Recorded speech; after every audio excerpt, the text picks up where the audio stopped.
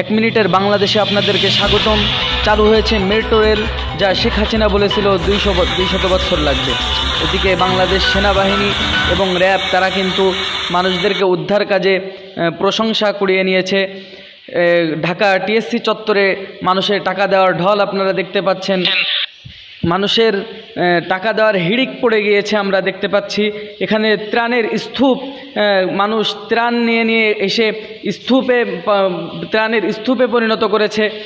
দেখতে পাচ্ছেন আপনারা, মানুষ ত্রাণ দেওয়ার জন্য এখানে সিরিয়াল দিচ্ছে, নেওয়ার জন্য নয়। কাপ্তাই গেটের 16টি গেটের 6 ইঞ্চি করে খুলে দেওয়া হয়েছে, যার কারণে বাংলাদেশ কিন্তু সময়ে সময়ে আরও পরিস্থিতি ভয়াবহর দিকে যাচ্ছে।